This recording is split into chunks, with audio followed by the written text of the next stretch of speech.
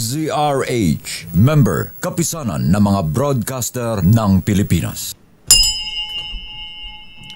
Oras Bishop Berta Calang, alas 4:14. Uy! Nakapag-break ka na ba? Nakapag-relax ka na ba? Saan ka man nagtatrabaho, mapa-opisina man o work from home o mula mismo sa pwesto, sasabayan namin ang break time mo. Sasabayan namin ng mga balita at komentaryo, mga panayam ng mga taong viral ngayon. DZRH Break Time! RH Break Time! Raindrops are falling on my head, and just like the guy whose feet are too big for his bed, nothing seems to fit. Those raindrops are falling on my head, and they keep falling so high. Isang maulang hapon Pilipinas. Bumabagyong hapon. Magandang hapon, ako po si Delio Macalma. Ako naman po, Thea Petro Corpuz. At narito ang headlines ng ating mga balita ngayong araw ng Lunes. At 3 ng buwan ng Nobyembre. November na. Bilis na kayo, no? At sa ating mga headlines, public storm signal number 4. Nakataas ngayon sa Siargao at ilang pambahagi sa Mindanao dahil sa bagyong Tino. At napanatili ang lakas habang papalapit sa Eastern Visayas. Eastern Samar at Southern Leyte nanganganib na posibleng tamaan ng landfall ng bagyong Tino ayon sa Pag-asa. Red alert status itinaas ng NDRRMC dahil sa inaasang malakas na pananalasan ng bagyong Tino sa Kabisayaan. Philippine National Police naka-full alert din sa mga lugar na babagtasin ng bagyong Tino, Oplan, Saclolo, Pinagana.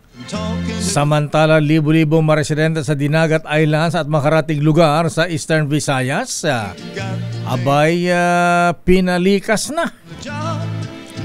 Klase sa mga eskwelahan sa Kabisayaan sinuspinde hanggang Miyerkules epekto ng bagyong Tino. Feebles naglabas naman ng lahar advisory sa paligid ng Bulkang Kanlaon. Epekto naman ng bagyong Tino. Bad news! May big time oil price hike bukas. Halos 3 piso ang itataas lakay sa diesel at halos 2 pesos naman sa gasolina. Grabe. Samantala, pagtigil ng trade war ng China at Amerika malaking ginhawa sa Pilipinas at maging sa Asia ayon sa Pangulong Marcos. 77 kataong sangkot sa panggugulo sa September 21 rally kinasuhan ng PNP-CIDG. At ngayon sa detalye natin ang balita, unahin natin ang kalagayan ng bagyong Tino. Nakataas ngayon ang sigla number 4 sa 3 lugar sa Mindanao dahil sa bagyo. At ang maitinaas ang signal number 4 ay bahagi ng Siargao, Dinagat Islands at maging ang buka sa Grande Islands. Ayon sa Pag-asa, huli namatan ng bagyong Tino sa layong 235 kilometro sa silangan timog silangan ng Giyan, Eastern Samar. Taglay nito ang lakas na hangin abot sa 120 kilometers per hour malapit sa gitna. At may bugso o gustines na 150 kph. At ito ay kumikilos pakanluran sa bilis na 25 kilometro bawat oras. Posibleng mag-landfall ang bagyong Tino mamayang gabi sa Dinagat Island o kaya ay bukas na umaga sa Southern Leyte. At hindi rin inaalis ang posibilidad na mag-landfall ang bagyo sa southern portion din ng Eastern Samar at Leyte. Narito si forecaster Jan Manalo ng Pag-asa. Mataas na nakikita natin na posible ay signal number 4. Actually, may signal number 4 na po tayo sa latest bulletin natin. At hindi natin inaalis yung posibilidad na magkaroon pa ng rapid intensification. Kasi kapag sa Visayas po talaga, bago mag-landfall ay nag-intensify pa. Nagkakaroon tayo ng intensification na minimal lang naman. Pero hindi natin inaalis yung posibilidad na mag-super typhoon ito, pero maliit lang yung tsansa. So magiging typhoon ito throughout its passage. Kapag nag-landfall na po siya, mas liliit na po yung tsansa na mag-intensify. So hihina na siya.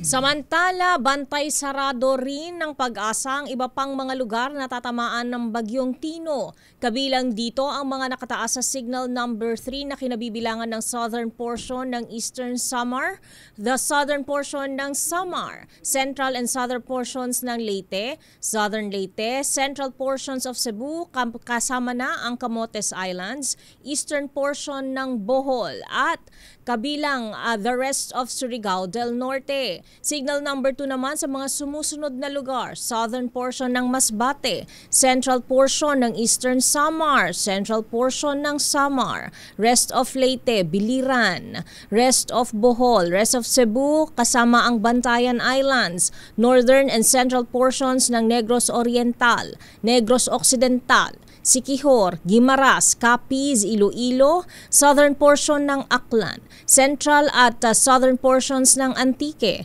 northern portion ng Surigao del Sur, Agusan del Sur at Agusan del Norte, kasama ang Camiguin, southern portion ng Marinduque, Romblon, central and southern portions ng Oriental Mindoro at Occidental Mindoro, northern portion ng Palawan, Calamian Islands, Cuyo Islands, Cagayan Silio Islands, northern Samar, the rest of eastern Samar, the rest of Negros Oriental, the rest of Aklan, the rest of Antique including Caluya Islands, the rest of Surigao del Sur, central portion ng Agusan del Sur, the rest of Agusan del Norte, Misamis Oriental, northern portion ng Bukidnon, Misamis Occidental at Zamboanga del Norte. Habang signal number 1 naman sa Albay, Sorsogon, the rest of Masbate kasama ang Ticao at Burias Islands, southern portion ng Quezon at southern portion ng Marinduque, Romblon, central and southern portions ng Oriental Mindoro. Samantala, pinalikas na ang tinatayang 7,000 katao na mga nakatira sa coastal area sa Dinagat Islands dahil sa Bagyong Tino. Ayon sa Dinagat LGU, 87 mula sa 100 na barangays sa probinsya ang nasa coastal area kaya sila ay nagpatupad ng agarang preemptive evacuation. At sinuspindi na rin ang paso sa lahat na antas sa pampubliko at pribadong paaralan, maging pasok na mga empleyado sa gobyerno, pati private offices maliban lamang sa mga hospital rescue units, police at frontline services. Kasalukuyang nakataas ang signal number 4 sa Dinagat Islands, Siargao at Bukas Grande Islands. Naka-full alert na ang Philippine National Police sa mga lugar na inaasahang pinakamaapektuhan ng Typhoon Tino. Ayon kay Acting PNP Chief Police Lieutenant General Jose Melencio Nartates Jr., ipinatutupad na rin ang Oplan Saclolo bago pa man ang inaasahang landfall ng bagyo mamayang gabi o bukas ng umaga. Kabilang sa mga nagtaas na ng alerto ay ang local police station sa Eastern Visayas, Western Visayas, Negros Island Region, Mimaropa, Bicol Region at sa mga lalawigan ng Dinagat at Surigao del Norte.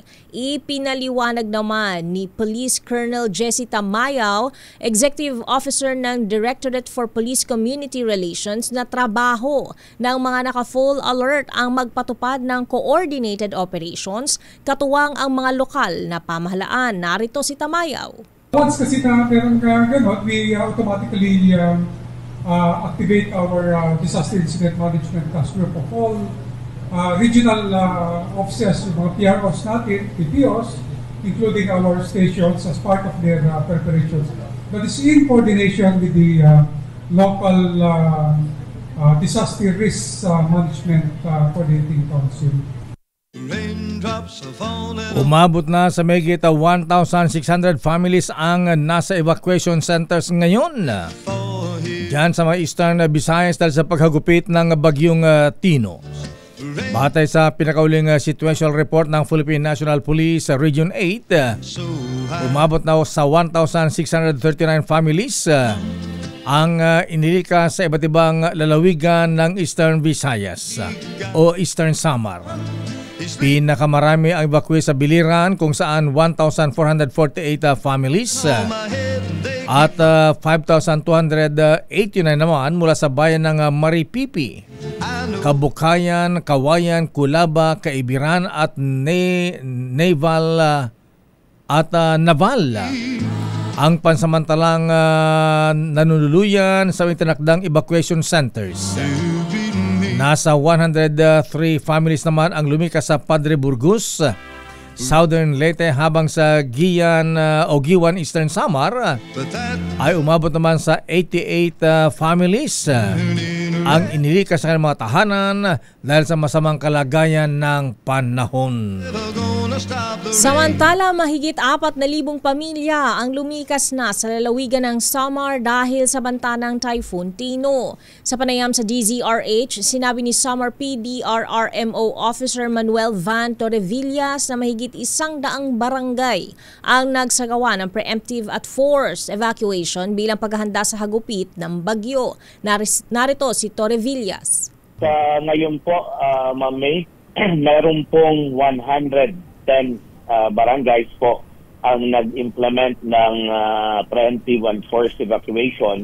Kung saan po ito ay more than 4,130 families po ang nailikas sa iba't ibang bayan po dito sa province po. Ito po ay initial report po kasi yung iba po ay nag-aantay kami kasi ongoing po yung paglilikas nila, especially po yung mga nasa coastal barangays po, Mami. Tiniyak naman ni Torrevillas na may naka-preposition ng family food pack sa bawat lugar mula sa Department of Social Welfare and Development at identified na rin ang evacuation centers na karamihan ay mga paaralan. Kaugnay nito, suspendido na ang klase sa lahat ng antas sa pampubliko at pribadong paaralan maging ang pasok sa mga tanggapan ng gobyerno ngayong araw hanggang bukas Nobyembre 4. Samantala, kansilado na ang 30 flights, 30. Wow! Sa iba't ibang paliparan ngayong Lunes, November 3 dahil sa bagyong Tino. Ayon sa Civil Aviation Authority of the Philippines, kabilang dito ang 4 sa Sunlight Air, 10 flights sa Cebu Go at 16 sa Philippine Airlines. Sofia, saan probinsya ito? Wala. Dahil dito ay inabisuhan ang pasahero na makipag-ugnayan sa kanilang airlines para sa karagdagang impormasyon, refund o kaya rebooking. Ang mga inaasang apektado ng cancellation of flights ay siyempre dyan sa Visayas at ilang bahagi ng ayan. Anong lugar yan? Ayan, anong probinsya? Ayan. Marami lakay eh. Pakibanggit yung iba. Ayan. Clark, Siargao, Clark, Cebu, Siargao, Cebu. Viles. Siargao, Manila, Lakay. Ayan, Tacloban, Manila, Mactan, Borongan, Mactan, Butuan, Cebu, Butuan, Manila. Ayan yung mga kinabibilangan ng mga probinsya nagkaroon ng kanselasyon sa kanilang mga paglipad. Clark, Siargao, Lakay, Cebu, Siargao, Cebu, Siargao. Ayan, wala na ring mga yung ganyang biyahe Lakay, Siargao, Cebu, Siargao, yung mga balikan. Ayan. At kung kinansela ang flights ng iba't ibang airlines ngayon sa Visayas at Mindanao, sinuspindi na rin ang klase sa maraming probinsya sa Visayas bilang pag-iingat sa hagupit ng bagyong Tino. Sa Central Visayas, buong Cebu Province, all levels sa public and private, habang suspindido ang klase hanggang bukas Martes. Sa Cordoba, Daan, Bantayan, Naga City, San Fernando, San Francisco at Sibonga. Samantala hanggang Miyerkules naman ay walang pasok sa Barili, Carcar City, Compostela, Consolacion, Liloan at Lapu-Lapu City.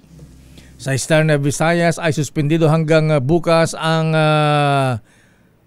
lugar ng Eastern Samar, buong lalawigan ng Leyte, Abuyog, Bato, Burauen, Cariraga, Tanauan, Tacloban City, Samar Province, Southern Leyte at San Ricardo at Silago. Maging sa Negros Occidental ay walang pasok hanggang bukas. Tulad ng Bago City, Don Salvador Benedicto, Enrique Magalona, La Carlota City, Manapla, Moises Padilla, Pulupandaan, Sagay City, Toboso, Victoria City at Bacolod City. Maging sa Western Visayas ay suspendido rin ang klase bukas. Tulad sa bayan at lungsod ng Aklan, Balete, Ibajay, Kalibo, New Washington, Antique, Kaluya, Pandan, Capiz. Kasama rin sa Dumaraw, Ibisan, Hamindan, Maayon, Rojas City. At pinapayo ng publiko na patuloy na mag-monitor sa mga opisyal na anunsyo ng mga LGUs at DepEd at pag-asa sa karagdagang updates. Samantala, halos 1,000 pasahero, truck driver at cargo helper ang na-stranded sa iba't ibang pantalan sa bansa matapos suspendihin ang biyahe ng mga barko at motorbangka dahil sa masamang panahon dulot ng bagyong Tino. Base sa datos ng Philippine Coast Guard, apektado ang 42 pantalan sa 4 na rehiyon na kinabibilangan ng Eastern Visayas, Southern Tagalog, Southwestern Mindanao at Central Visayas. Pinakamaraming naitalang stranded sa Eastern Visayas na may 578 pasahero, 248 rolling cargos at 2 barko. 10 barko at 9 na motorbangka rin ang kasalukuyang sumisilong sa nasabing rehiyon. Sa Central Visayas, 323 na pasahero ang stranded, 69 na pasahero sa Southern Tagalog at 18 naman sa Southwestern Mindanao. Patuloy na minomonitor ng Philippine Coast Guard ang mga pantalan at nagpapaalala sa publiko na huwag munang bumiyahe sa mga apektadong lugar hanggang sa payagang muli ang paglalayag. Babalikan natin ang lampang detalye ng ating mga balita. 77 kataong sangkot sa panggugulo umano sa September 21 rally. Kinaswanan ng PNP-CIDG. Pero mga nagnako ng bilyones. Wala ba rin lakay? Na dahilan ng pagpuprotesta rally ng ating mga kababayan. Ay? Wala pa. Malaya pa rin. At bad news mga kuya. Malungkot na balita dahil bukas ay tataas naman ang presyo ng diesel at gasolina. Gasolina tataas ng 1 peso and 70 centavos mga kuya. At sa mga drivers, jeepney drivers, sa taxi drivers, sa diesel, 2 pesos and 70 centavos. Tinamaan ng magaling. Bigat lang. Kaya ngayon pa lang kuya, kung minatir pa kayong sweldo dahil tapos na ang undas, full tank na nyo. Awanin. Awanin. Ang detalye po na balitang yan sa ating pagbabalik sa ating palatuntunang break time. RH Break Time. Oras, Mr. Cesar Lee, Mr. Michael is my guy. Kuyang Larry Francisco, 4:33. Wala kasi akong kayang ibigay sa'yo, kundi Christmas card. Pero di bale, andito naman ako, di ba? Mas mahal mo ako kaysa sa Christmas card, di ba? Pero meron pa akong isang regalo sa'yo. Ibubulong ko sa'yo. Do you know that I love you very, very much? Said I'll awake on Christmas morning and find my stockings filled with you.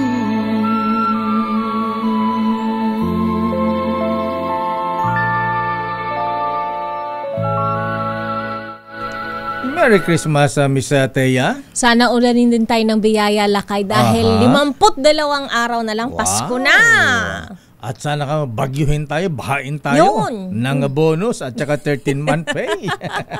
RH Break Time. At bago ang mga reports, standby Let Narciso mula sa Malacanang, standby Raymond Dadpas. Ano ang latest sa Senado? Aba, marami ang excited sa pagbabalik ni Senator Ping Lacson bilang chairman ng Senate Blue Ribbon Committee. Standby man ang Milky Rigonan, standby Edniel Parosa Nochecacas at Val Gonzales. Pero ito naman muna ang exciting natin balita mga kuyang mga ateng. Ngayong golden anniversary ng Mega, may Mega Millionaire promo na may up to 50 million pesos worth of prizes. Kasama na dyan ang instant GCash vouchers at maging monthly winner ng brand new car o kaya ay 1 milyon. Simple lang sumali, bumili lamang ng especially marka Mega Sardines, Mega Mackerel at Jim's Coffee products. Kunin ang promo code sa loob ng lata o sachet at isend sa official Facebook page ng Mega Sardines. Itago ang sachet o takip ng lata na may promo code dahil kailangan ito para mag-claim ang major prize kung sakaling manalo kayo ng 1 milyon. Tulad ni Angeline Christine Rayos ng Oriental Mindoro o kaya si Neil Villanueva ng Zamboanga del Sur na nanalo naman ng brand new car, Toyota Race. Ayan, sali na sa Mega Millionaire promo. Sabi nga ni Marvin Chulim, malay nyo, kailang susunod na maging milyonaryo kaya manalo ng isang kotseng Toyota. At speaking of panalo, ayan, nasa ating linya na mahibigan isang kababayan natin para sa ating Kring-Kring Panalo Promo. I-ready na ang inyong cellphone dahil tinatawagan na namin ang next winner sa Kring-Kring Panalo Malacash sa telepono. At narito na ang correspondent natin sa Maasin City, Southern Leyte, si Federico Monter Lolo. Ba, iba apelyido ha? Wala kaya? Federico Monter Lolo. Ayan, Federico, ayan, kumusta ang kalagayan ng panahon dyan? Malakas na ang bagyo dyan sa Southern Leyte.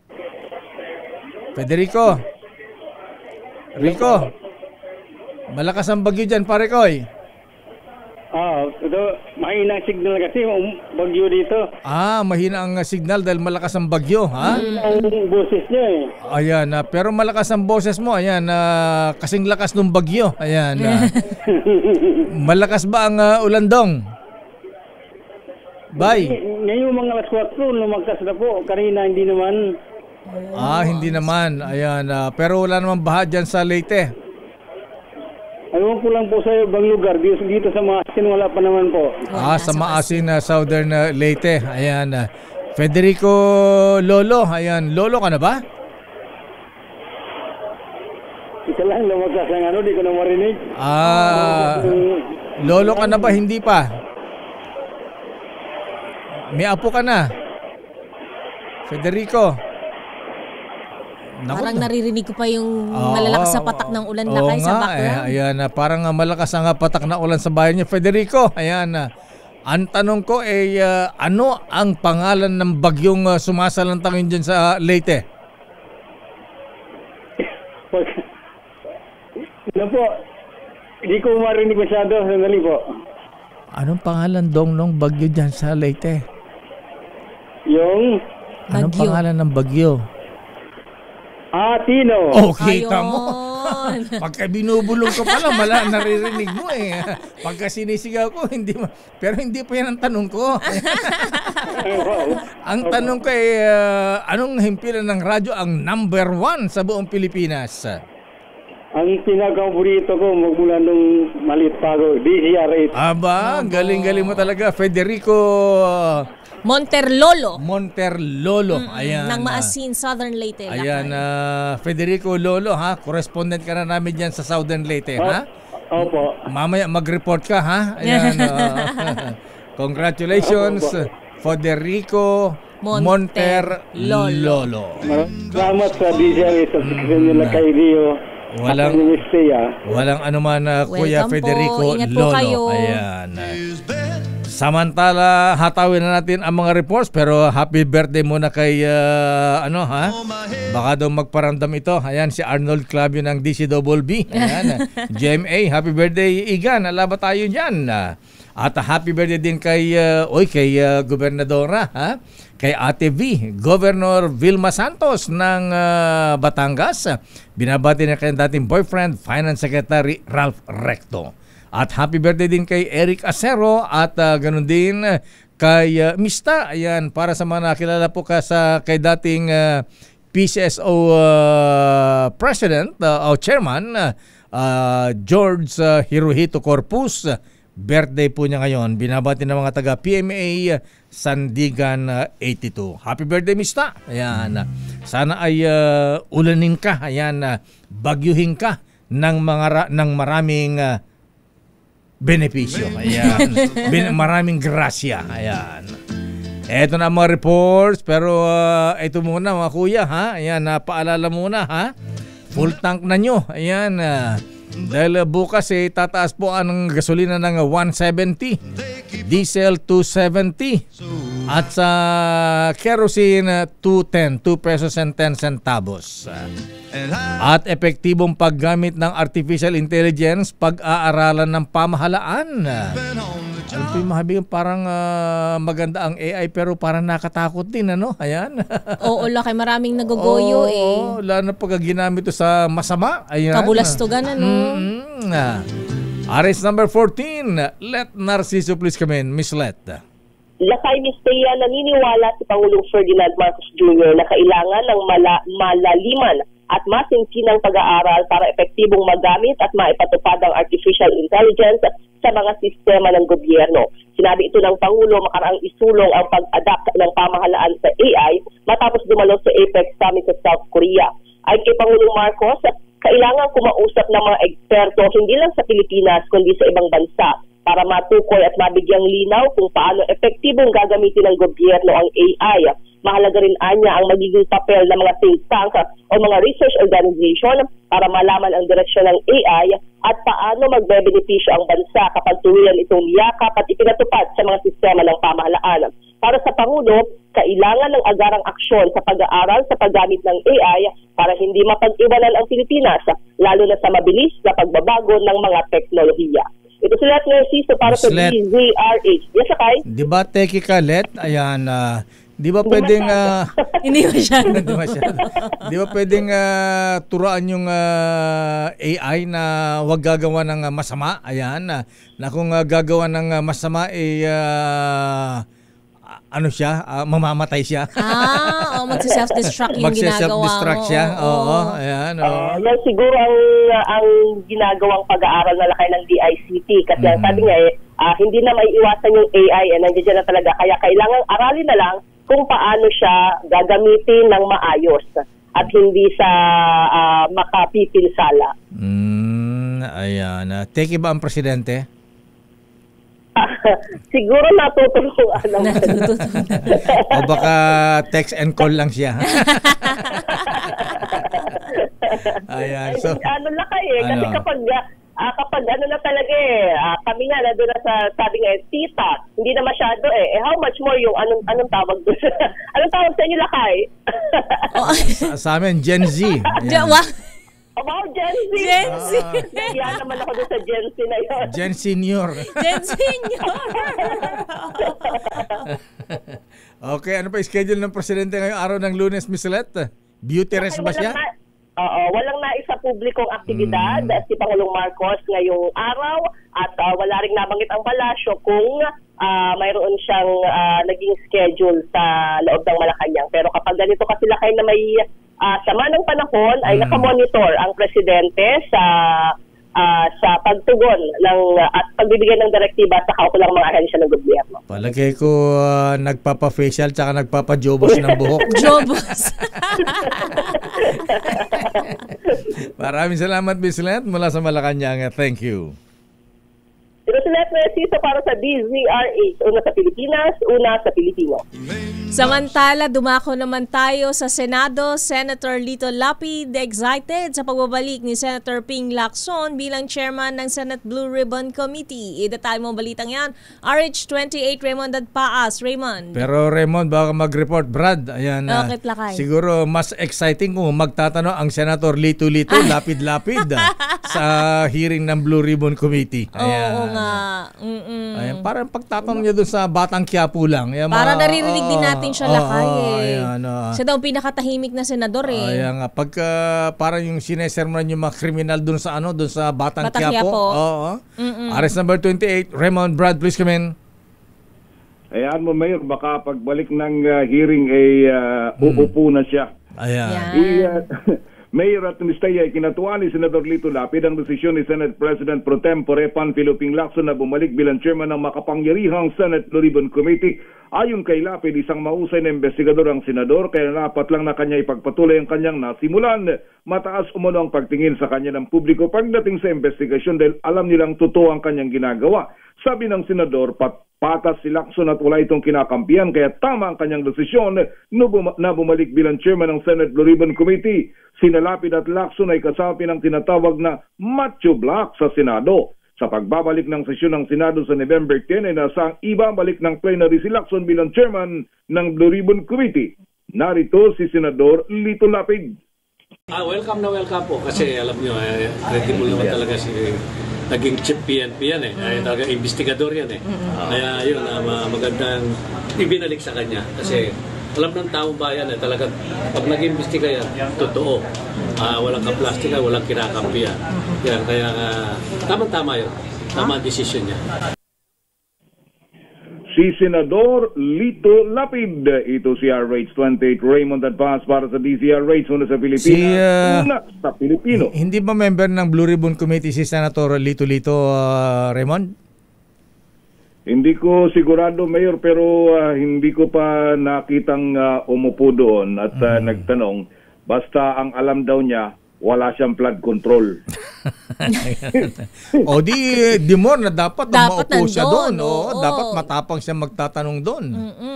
Ay, wala. Hindi pa umaabot sa ganong punto, Mayor. Malay natin, pwede siya magtanong sa mga susunod na naman, lalo, ang galing-galing ng kanyang mga researchers dyan. Ricky Ileto tsaka Senator Florante Rosales. Pagka yan naman nag-feed ng mga tanong dyan, ewan ko na lang kung di maririndi yung mga isasalang na resource person sa Blue Ribbon. Oo, yan din ang aming inaabangan, Mayor, kung sakasakalit, mabigyan ng pagkakataon. Ayan, abangan natin. Okay, Brad, maraming salamat. Malakas ba ulan dyan? Nasa ka ba? Nasa Senado o nasa Cavite? Pabalik na ako ng Cavite dahil color coding ako ngayon. Gano'n ba? Walang ngayon kanina medyo may kalakasan pero ngayon tumila yung panakanaka na pagbuhos ng ulan. Buti naman. Okay, buti dyan sa Cavite, may mga flood control projects ba dyan? Alam ko lakay maraming flood dyan, di ba? Baka bahain din kayo dyan. Diba? May binabanggit dito sa bahagi ng Bileta, ayan, Bacoor. Meron din sa mga lugar na yan, Mayor. Ayan, sige, abangan natin. Okay, Garod. Maraming salamat, Raymond. Balik sa inyo, Mayor at Mistaya. Sabi ni Senator Bong Revilla, talo na ako, tipa-tiba na ako, dadamay niyo pa.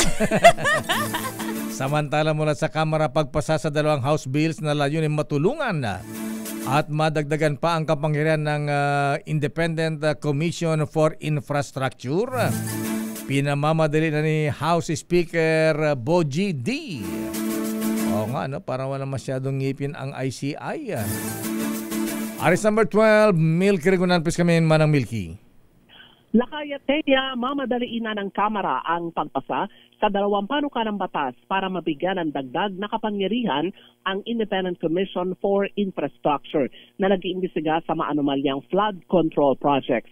Ayon kay Bulacan Representative Salvador Pleito, Chairman ng House Committee on Government Reorganization, inatasan siya ni House Speaker Faustino D. III para maisulong na ang dalawang panukalang batas. Sabi ni Pleito, magsasagawa ng hearing ang komite sa November 11 at naniniwala siya na ito'y susuportahan ng mga kongresista para mapalakas ang kampanya laban sa katiwalian.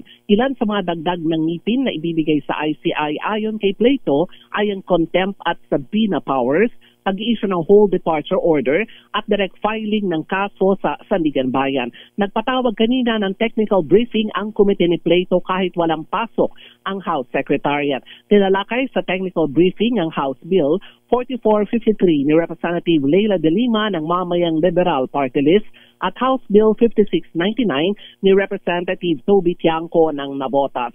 Paliwanag ni Pleito, gusto ni Speaker D na maaprobahan ng dalawang panukalang batas sa November 17 kasabay rekomendasyon niya na i-certify as urgent bill ni Pangulong Bongbong Marcos ang dalawang panukalang batas.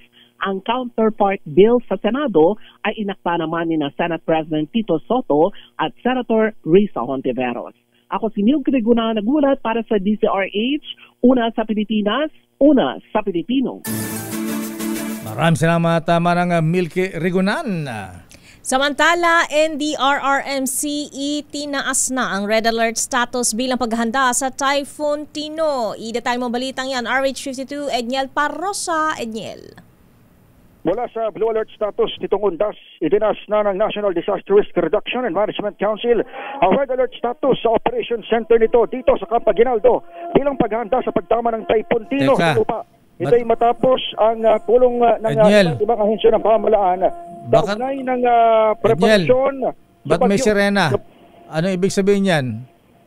Dito yan lakay sa Camp Aguinaldo. Ibig sabihin, I don't know, baka tumawag si Rena alas 5 ng hapon. Out na? At mukhang may drill ata doon lakay sa kabilang ibayo. Pero nandito kasi tayo ngayon sa OCD kung saan katatapos lamang din ng initial meeting at ongoing iba't ibang preparatory talks kaugnay ng bagyo.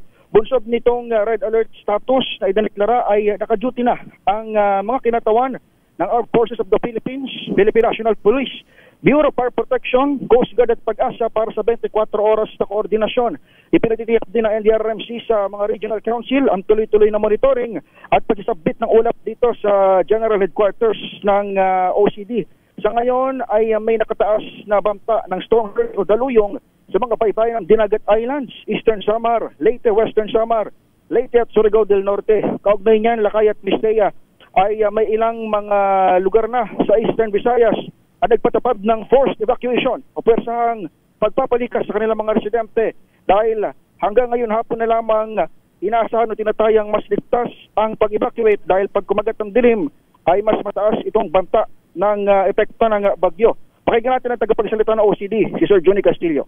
So we understand merong areas kanina sa Eastern Visayas na nagsasagawa na rin ng mga forced evacuation, lalo na dun sa mga baybayang lugar. Kasi nga dapat makapag-evacuate na sila hanggang ngayong hapon lang. Kasi expected na mamayang gabi, lalo na, ay lalakas na yung hangin, lalo na dahil syempre nasa baybayan sila. So yung banta ng storm surge, yung iniingatan natin dun sa mga lugar na yun. Nilinaw naman ni Castillo na hindi national policy ang pagpapatupad ng forced evacuation at nakadepende ito sa tansya at magiging pagtaya ng mga lokal na opisyal, lalo-lalo na ng disaster at mga local government units. Ipapatuloy itong pulong balitan dito sa Camp Aguinaldo. Ako si Edniel Parrosa ng DZRH, una sa Pilipinas, una sa Pilipino. Maraming salamat, Edniel Parrosa. Samantala, Civil Aviation Authority of the Philippines Kaap, naka-heightened alert dahil sa bagyong Tino. Aris number 27, Noche Kakas, please come in. Noche. Lakay, Ms. Teya, tinaas ng Civil Aviation Authority of the Philippines o Kaap ang lahat ng mga area center at paliparan nito sa antas na heightened alert para sa bagyong Tino. Inatasan ni Kaap Director General Retired Lieutenant General Raul Del Rosario ang lahat ng area center manager at airport manager sa mga posibleng maapektuhang rehiyon. na tiyakin ang kahandaan ng mga pasilidad, kagamitan at tauhan ng nasabing paliparan. Inatasan rin ang lahat ng paliparan sa ilalim ng jurisdiksyon ng CAAP na siguraduhin ang kagamitan sa komunikasyon at navigation, kahandaan ng mga emergency response team at patuloy na pakikipag-ugnayan sa mga airlines local authorities para sa mga possible delay o pagkansela ng mga flight. Inatasan rin na ipatupad ang mga hakbang sa pag-asiste sa mga pasahero, kabilang ang pagbibigay ng pansamantalang tirahan, pagkain at mahalagang supply para sa mga stranded na pasahero, pati na rin ang mga pag-activate ng malasakit help desk upang matiyak ang kanilang kaginhawaan at agarang tulong. Ayon pa kay De Rosario, mahigpit din nilang minomonitor ang galaw ng bagyong Tino at ang posibleng epekto nito sa operasyon ng aviation. Tinitiyak naman ni De Rosario sa publiko ang patuloy na pakipag-ugnayan sa mga airline operator at mga otoridad sa paliparan upang matiyak ang kaligtasan, seguridad at kapakanan ng mga naglalakbay na publiko. Arit sa 27 na si Kakas DZRH, una sa Pilipinas, una sa Pilipino. Maraming salamat, Noche Kakas. At meron tayong report mula sa Iloilo. Abay, meron ng mandatory preemptive evacuation Miss Teya. Yes, Lakay. Ipinatupad na sa Iloilo City dahil sa bagyong Tino, 450 evacuation centers. Abay, binuksan na. Jocelyn Maken ng Action Radio Iloilo, please come in. Jocelyn. Binuksan na ng lokal na pamalaan ng lungsod ng Iloilo ang 450 na evacuation centers matapos pinatupad ang mandatory preemptive evacuation dahil sa banta ng Bagyo Tino. Pansamantala na naging evacuation center ang mga barangay gym, daycare center, opisina ng barangay nutrition scholar at alternative learning system na makikita sa 7 distrito ng lungsod. May naka-preposition na rin ng mga food at non-food items sa mga evacuation center. 27 o 27 ng mga coastal barangay sa syudad ang isinailalim sa mandatory preemptive evacuation ng LGU. Tinatayang mahigit 47,000 na pamilya o mahigit 227,000 na individual ang maapektuhan ng bagyo. Samantala, sinuspindi na ng Coast Guard ang biyahe ng lahat ng sea vessels mula Iloilo patungo sa iba't ibang destinasyon matapos isinailalim ng Pag-asa sa Signal Number 2 ang probinsya. Nasa red alert na rin ang Iloilo Provincial Disaster Risk Reduction and Management Council at Emergency Operations Center na nangangahulugan ng 24/7 na monitoring at reporting ng anumang insidente na may kinalaman sa bagyo. Inabisuhan rin ang mga municipal DRRMO na magsagawa ng preemptive o forced evacuation, lalo-lalo na sa mga lugar na may mataas na banta ng pagbaha at landslides dahil sa ulan. At yan ang latest dito mula sa Action Radio Iloilo. Ito si Jocelyn Make para sa DZRH, una sa Pilipinas, una sa Pilipino. Maraming salamat, Jocelyn Make mula sa Action Radio Iloilo. At balita mula sa abroad, Miss Teya. Bilang ng mga nasawi sa yumanig na magnitude 6.3 na lindol sa Afghanistan, umakyat na sa mahigit 20. May lindol sa Afghanistan? Ida tayo mong balita, James Galange. James. Istea, umakit na sa mahigit 20 kataong nasawi sa bahagi ng Hindu Kush region sa Afghanistan matapos itong yanigin na 6.3 magnitude earthquake nito lamang umaga. Ayon kay Afghan Health Ministry spokesperson Sharfat Zaman, dinatay na sa 320 naman na sugatan mula sa mga gubuhong gusali at kabahayan. Ito'y paunang bilang pa lamang at inaasahan pa itong tataas habang nagpapatuloy pa rin ang kanilang search and rescue operation. Kung saan doon sa naapektuhan ay mga liblib na parte ng probinsya o yung mga tinatawag na remote village. Sa ulat ng U.S. Geological Survey, natagpuan ang epicenter ng lindol sa ng Mazar-e-Sharif na mayroong kabuuang populasyon na mahigit 500,000 residente. Samantala, matatandaan ito lamang Agosto ay nasa mahigit 2,000 residente ang naging kabuuang death casualty mula rin sa naitalam noong magnitude 6 na lindol. Ito si James Galange ng DZRH TV, una sa Pilipinas, una sa Pilipino. Maraming salamat, James Galange. Naku, magagalit na yata si Lord. Sunod-sunod ng lindol lugar na ang nililindol. At sa balitang sports, sa Bacolod, magsisilbing host ng Batang Pinoy 2026. Alamin natin ang detalye mula kay Millie Borja. Millie. Muling magiging host ang lungsod ng Bacolod para sa Batang Pinoy sa susunod na taon.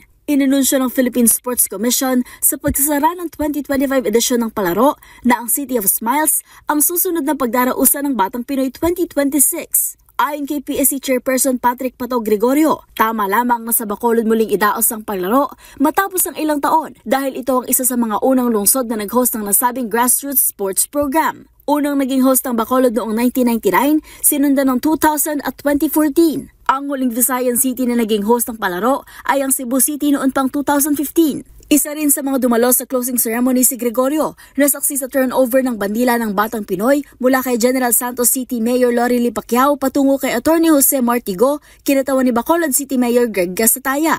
Sa isang video message, nagpasalamat si Gasataya sa pagkakapili sa Bacolod bilang susunod na host ng palaro. Binigyan diin niya ng kahalagahan ng programa sa pagdinang ng mga bagong atleta at sinabing marami ng Olympians ang nagmula sa Batang Pinoy tulad ni Heidelin Diaz at Carlos Yulo. Halos 20,000 athletes ang lumahok sa 27 sports events sa katatapos lamang na Batang Pinoy 2025 na idinaos sa General Santos City mula October 25 hanggang 31. At yan ang mga latest updates sa mundo ng sports. Para sa MBC TV Network News, ito si Mili Borja ng Deezer HTV, una sa Pilipinas, una sa Pilipino.